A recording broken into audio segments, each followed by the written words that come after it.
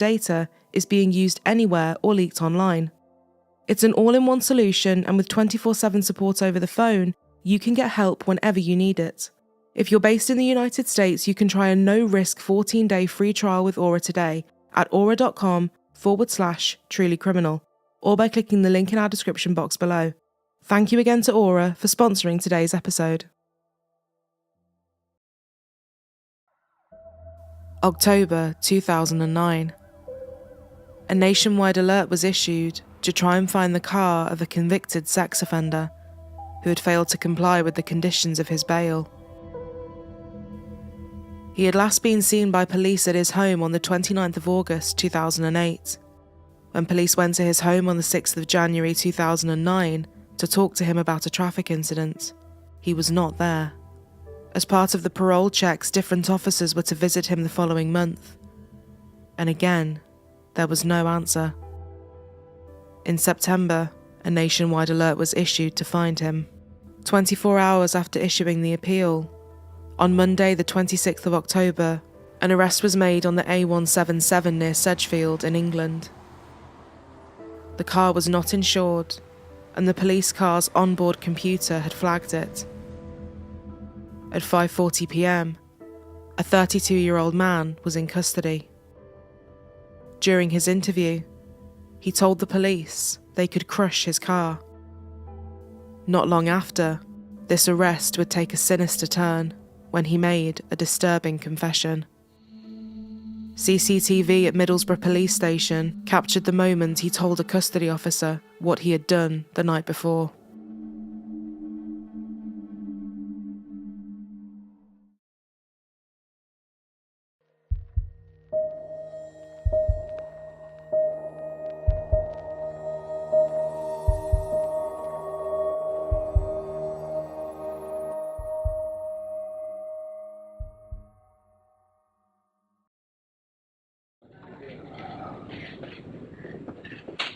Right, come stand here, please. Right, do you remember what you said to me in the cell? I killed somebody last night. I need to tell somebody from CID where the body is. What was the last bit you said there about you need to tell them where the body is? Because it hasn't been reported yet. Right, what I've got written down here, just don't say anything for the moment. I've got that when the detention officer visited you, you said, I want to speak to someone from CID, right, here is someone last night. When brought to the desk, you then stated, I need to tell them where the body is because it's not been reported yet. They're going to need my phones from my property. Do you agree that's right what you said? Right, if you can just sign that on there, please. Right, fellas, take it back down. We'll get something down. I'll let you there.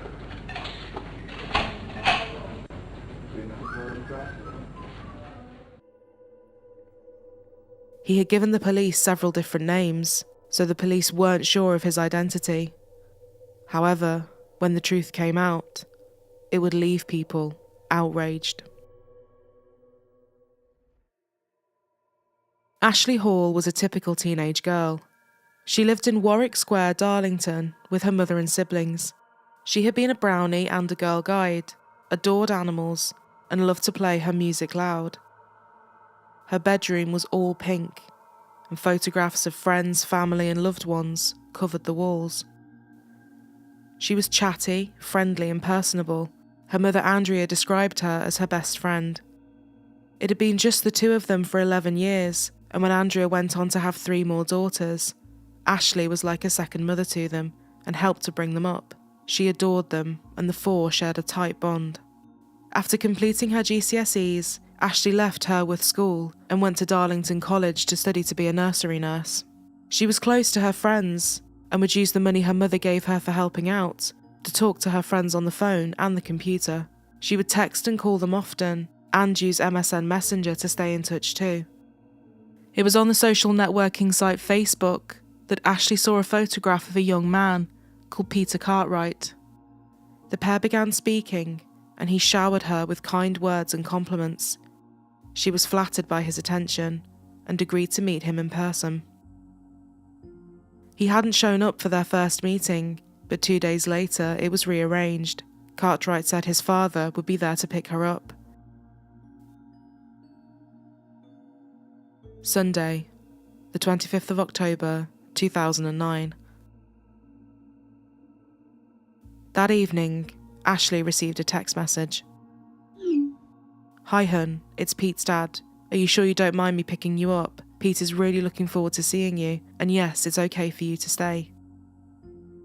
Ashleigh replied, "No, it's fine, I don't mind. I trust him, so I trust you and thank you." She then received another message. "My dad's on his way, babe. He says excuse the state of him, lol. He doesn't have to come in and meet your mum, does he? Lol. He'll be a mess probably, lol. Oh, and you wearing some sexy underwear for me?" She replied, "Okay, babe. And no, he doesn't have to, lol. It's okay, haha. What car has he got? And you will have to wait and see, won't you?" Ashleigh told her mother she was going to stay with one of her friends from college and that her friend's father would pick her up. Her mother made her promise that she would be home by 10:30 a.m. the following day. She said she would, and with that, she left.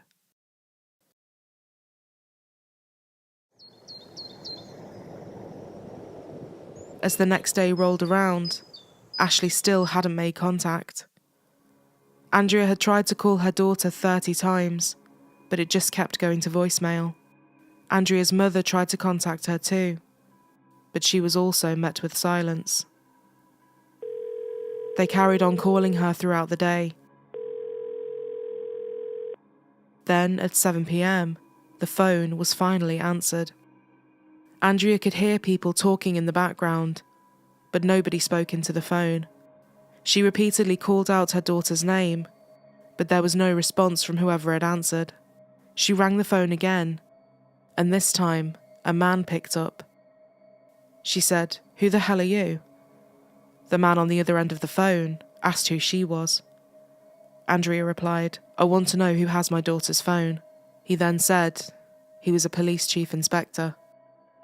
He explained that a man had been arrested for a driving offence and had been in possession of Ashleigh's phone. The chief inspector said he would call her back. Andrea said she felt sick, panicked and confused.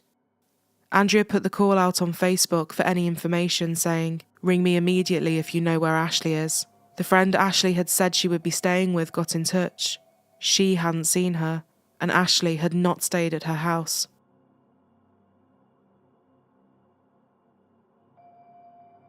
"11:30 p.m. There was a knock on Andrea's front door. It was 2 police officers. They asked her to sit down, as they had some terrible news to share with her. They had found a body. The body needed to be formally identified, so Andrea's father went to the morgue to carry out the devastating task. He confirmed it was Ashleigh Hall. He said, "It was the hardest thing I've had to do in my life. It is something no granddad should have to do."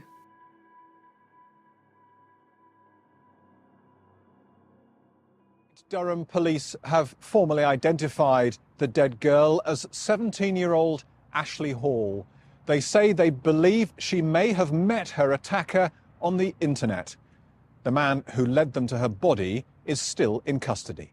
It's a tragic and quite horrific case, really, and it's come about under very unusual circumstances in that we've had a man who's been arrested for minor traffic offences who then, once in custody, decides to tell us about the whereabouts of a body, and he takes the police to the scene of that body. The 32-year-old man, who has no fixed address but has links to Liverpool and Teesside, took the police down a quiet lane just off a busy main road. The scene was immediately cordoned off and a tent placed over the body. Scene of crime officers arrived in the morning to start collecting evidence. The car the man was driving when he was arrested has been examined by experts. The police want to hear from anyone who saw the dark blue Ford Mondeo between 7 p.m. on Sunday and 20 to 6 on Monday evening. She had been raped, and her arms and legs had been tied up, and tape was put over her face. Her body was then dumped against a fence near Old Stockton Road. The first post-mortem to establish how she had died was inconclusive. The second one revealed she had died from smothering. After her body was found, Ashleigh's family looked on her computer and found that she had been having conversations with a man they didn't know. It was the man who had been arrested for the traffic offences. His name was Peter Chapman, and he had a terrifying history of offending. Peter Chapman had been born in January 1977 and was looked after by his grandparents in Stockton.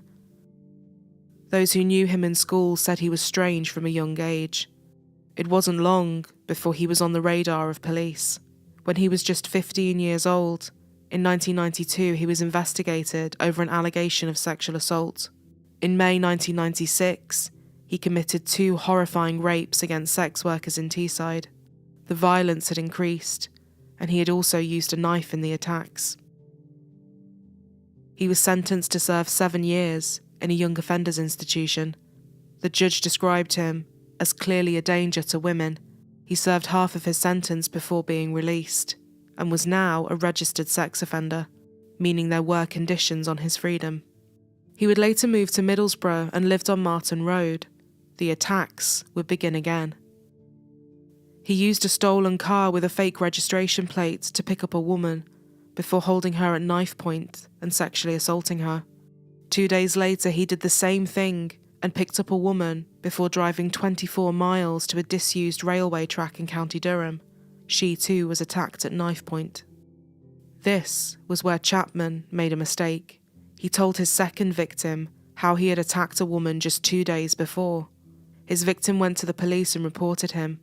The investigating officers linked this attack to the one from 2 days prior, and the first victim was able to pick Chapman out of a lineup.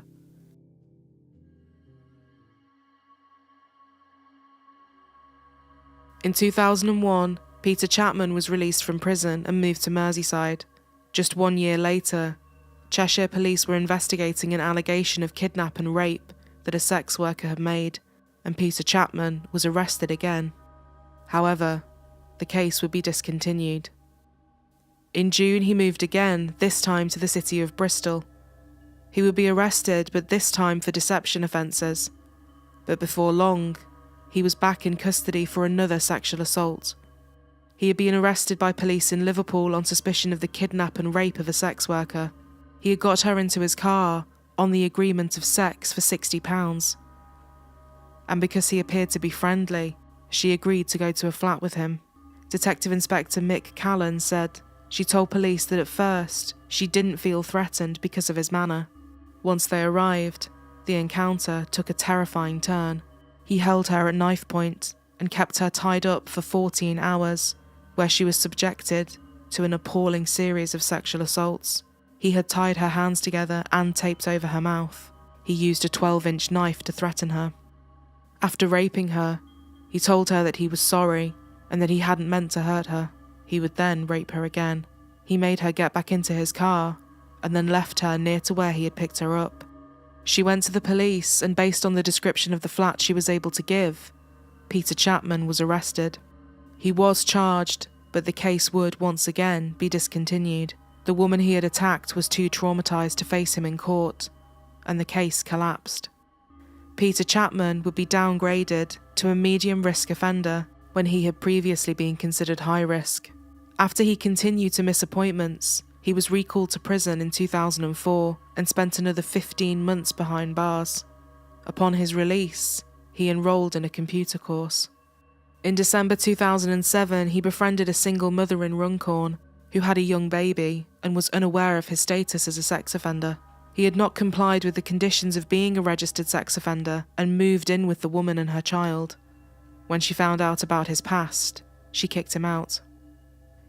In 2009, a warrant was issued for his arrest after he fled from a hit and run that left a woman with a broken arm, but he was able to evade capture and moved again. After moving to the Thames Valley, he struck up a friendship with another woman. Whilst there, he had a falling out with one of her neighbours. The neighbour's house would later be set on fire. Soon after the fire, Chapman was gone. He also took a stolen laptop with him. He used the woman from Runcorn's details to purchase a car on eBay, and by October, he was back in Teesside. He was living in a roadside hotel. He then started talking to Ashleigh Hall on Facebook. To avoid her not getting into the car when she saw that it was him and not the person she had been talking to, he devised a plan. Using 2 different phones, he told her that Peter Cartwright's father would be the one to collect her, just down the street from her home. His plan worked. After picking her up, he drove to Thorpe Larches, close to Sedgefield. One of Ashleigh's friends, Gemma, had been texting her while she was in the car with Chapman. The conversation had been fine, with Gemma saying, "It didn't feel like anything was wrong, it just felt normal," but they were really late replies. She said Ashleigh's behaviour had been out of character. When we found out she had met this man, it just didn't seem like her at all. It was totally different to anything she had done. He must have made her feel so special for her to go and meet him. Really, really special. Whilst with Chapman, Ashleigh was subjected to a brutal sexual assault. He then bound her up and put tape across her face. He told the police that he had killed her after an argument had got out of control. When forensics went through his car, they found more incriminating evidence. Her mobile phone, some screwed up duct tape, and some tape with Ashleigh's hair stuck to it. They also found a used condom. Durham police would later say that had he not said anything after being arrested for the traffic offence, they likely would have crushed the car. It wasn't just his car that provided clues. His digital footprint also revealed a lot. He had various fake profiles across at least 9 different sites. One fake profile he had set up had nearly 3,000 friends. All of them were female, and the ages ranged from 31 to just 13 years old. His email account showed that on the day he had contacted Ashleigh, 100 young girls had also accepted his friend request. After adding somebody as a friend, he would then try and get them to use private chat rooms, where the conversations would become sexual and explicit. He had attempted to meet 2 15-year-old girls, and one of them agreed to meet in a B&Q car park in Hartlepool. When she approached and saw him sitting in the car, she ran away. Several days later, he had tried to meet another girl in Stockton, but she didn't turn up. The day after murdering Ashleigh, Chapman was due to meet another woman, but his registration number was spotted by the ANPR system, and he was arrested on the A177. In November, hundreds of people came together for Ashleigh's funeral at St Cuthbert's Church. As the bell rang at 3 p.m, Andrea led mourners into the church. There weren't enough seats for everybody, and the community was united in its grief. When the service was finished, her coffin was taken to a private cremation service. Her mother said, "I didn't want Ashleigh to be buried in the cold ground. Her favourite place was home, so I keep her ashes here."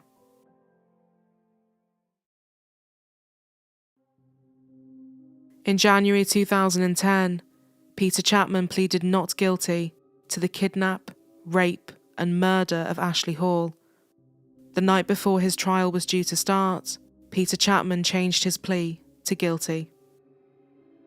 Andrea had decided to attend court and look Peter Chapman in the eyes. She said, "People say to me, 'How do you feel?' I don't really know. Empty and angry are the words that sum it up best." Prosecutor Graham Reed's QC said, after inventing the fake teenage Peter, he now decided to invent Peter's dad in order to persuade Ashleigh that it was safe to get into his car. The plan he devised was calculated and wicked, and it worked.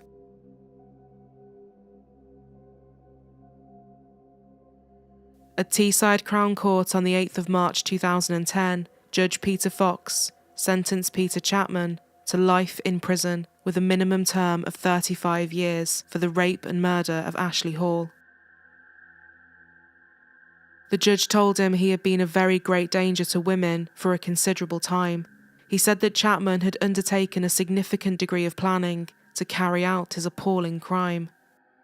He said, "This was an evil scheme, very carefully brought and with considerable detail to trap your victim. For what it's worth, I cannot foresee your release," he said.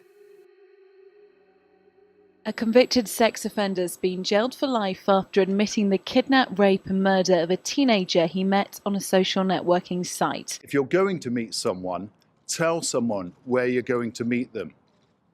Tell them who you're going to meet, and only meet them in very, very public places.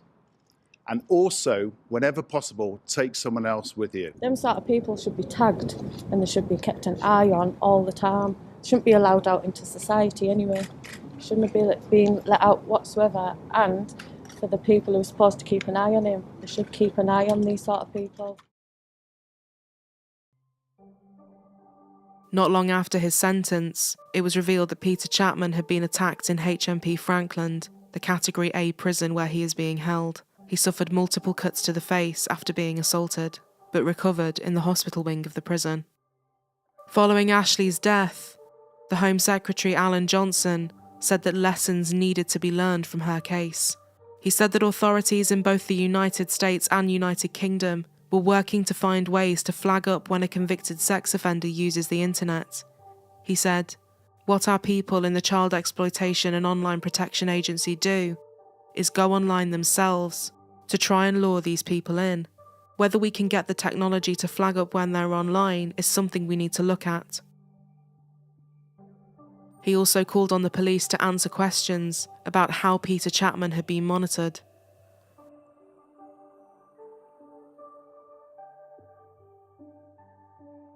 The Independent Police Complaints Commission, commonly referred to as the IPCC, announced that it was going to be investigating how Merseyside police had monitored Peter Chapman after the force had referred themselves to the watchdog. It emerged that 9 months had passed between the police in Merseyside realising he was no longer there and them issuing a national wanted notice for him in September 2009. This was 1 month before he murdered Ashleigh. A spokesperson for Merseyside Police said he didn't know why the wanted notice didn't go out sooner. The IPCC said that when Chapman moved in May 2005, he came under a different sex offender unit and he should have been visited every 3 months. A period of 9 months would pass between visits. He was visited by one female police officer who had to use her own car due to low staffing levels. She had not received proper training on how to monitor sex offenders, despite repeatedly asking for said training. The unit was described as poorly organised and was the only one in the force that was not a standalone unit. When details of Chapman's car were circulated on the police national computer, following his failure to adhere to the conditions of being a registered sex offender, 3 police forces recorded hits on their ANPR systems between the 23rd and 26th of October. IPCC Commissioner Nassim Malik said, "It is evident from our investigation that this particular sex offender unit was inadequately resourced, and as a result, the officer tasked with managing sex offenders in the community had an impossible task. Chapman was not monitored effectively and managed to slip away with terrible consequences. I fully appreciate that irrespective of the failings in monitoring, Chapman may well have enacted his plan anyway. Only 24-hour-a-day monitoring could ensure prevention of such acts. My deepest sympathies go out to Ashleigh Hall's family for their loss. Their grief can only be compounded by the evident police failings that have been uncovered surrounding the man who murdered Ashleigh." Andrea repeatedly begged Facebook to remove Ashleigh's profile. They only did so when police lodged a complaint via the United States Embassy. Following the murder of Ashleigh Hall, Darlington Council created information packs and software to educate young people about online safety.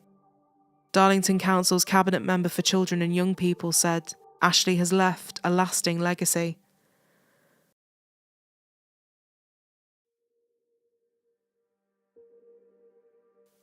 Ashleigh Hall was a 17-year-old girl with her whole life ahead of her. In the words of her mother, she was loving, honest, caring and well-liked. Everybody loved her. She was a person who brought light into the lives of others. If you have been affected by any of the issues raised in today's episode, we have left links to further resources in the description box below.